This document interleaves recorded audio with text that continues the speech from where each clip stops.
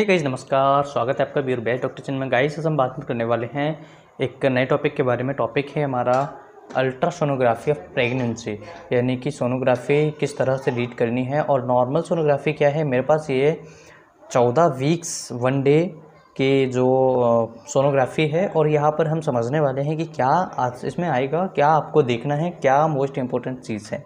ठीक है, देखिए सबसे पहले आपको इसमें प्रेजेंटेशन देखनी है जो बहुत महत्वपूर्ण है, ग्रेडेशन देखनी है जो बहुत महत्वपूर्ण है, एमनियोटिक फ्लूइड का अमाउंट और इसका जो बीपीएम है वो देखना है, वो बहुत ज़्यादा ज़रूरी है। उसके बाद में जो बीपीडी, एचसी, एएसएसी एंड एफएल, ये बहुत ही ज़्यादा महत्वपूर्ण चीज़ें हैं। और लास्ट में आता है आपका वेट एंड ईडीडी। तो ऐसी क्या है इस वीडियो के अंदर, ऐसा क्या इस अल्ट्रासोनोग्राफी के अंदर है जो आपको देखना बहुत ज़रूरी है।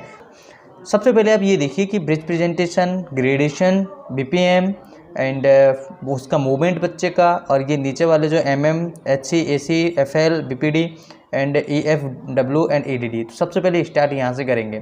ठीक है, मैं फिर से बता देता हूँ, ये मेरे पास सेकंड ट्राइमेस्टर का अल्ट्रासोनोग्राफी है। और देखिए, single life fetus seen in intrauterine gestational sac breech presentation. यहाँ पर क्या है, सिंगल लाइफ फीटस, यानी कि एक बच्चा है। अगर यहाँ पर 2 होते तो ट्विंस आता या अदर कोई ना कोई बर्ड आता। तो single life fetus, right. Intrauterine यानी कि यूट्रस के अंदर। ठीक है, ब्रिज प्रेजेंटेशन ये कई तरह की 3-4 तरह की प्रेजेंटेशन होती हैं, ब्रिज प्रेजेंटेशन अदर। तो यहाँ पर ये अभी चेंज भी हो जाती है कई पेशेंट्स में, कई पेशेंट्स में चेंज नहीं होती है। ठीक है, अब हम बात करते हैं प्लेसेंटा फंडो एंटीरियर इम्प्लांटेड, यानी कि जो प्लेसेंटा है वो किस जगह पे इम्प्लांट हुआ है।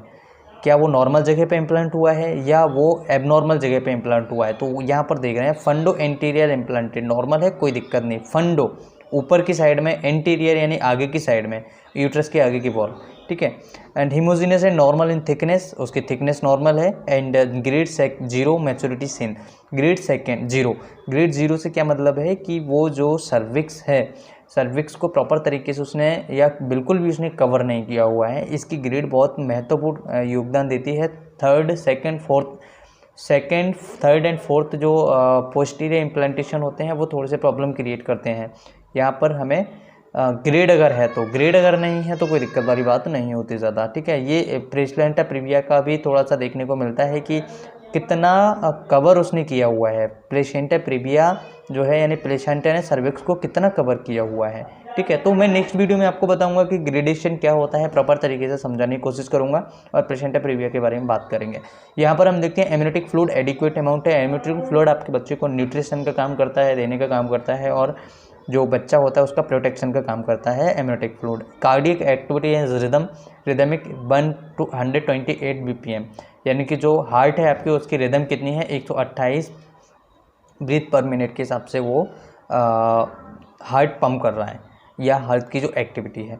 Fetal movement are seen, fetal जो बच्चे का जो मूवमेंट है वो प्रॉपर तरीके से यहाँ पर अल्ट्रासोनोग्राफी में देखा गया है। Fetal head and spine are normal, जो बच्चे का हेड शेयर है वो नॉर्मल है। स्पाइन यानी कि जो रीढ़ की हड्डी है वो भी नॉर्मल है।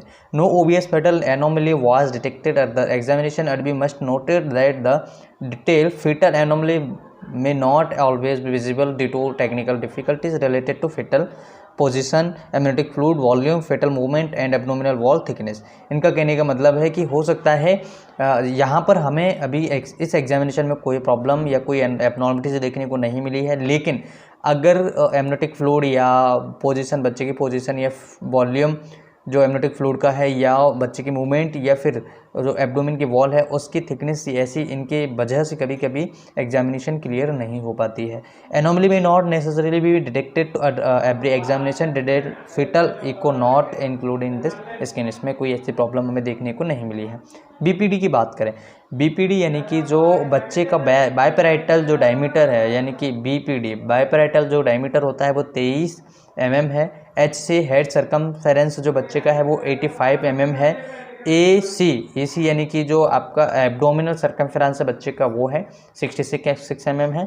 एफ एल यानी जो फीमर लेंथ है, इसको एफ एल को बच्चे कई पेशेंट जो कई लोग होते हैं फीटस लेंथ कहते हैं, लेकिन ये इसका सही मतलब होता है फीमर लेंथ। जो बच्चे की हड्डी है, जो फीमर बोन है उसकी लेंथ है ये 10 mm।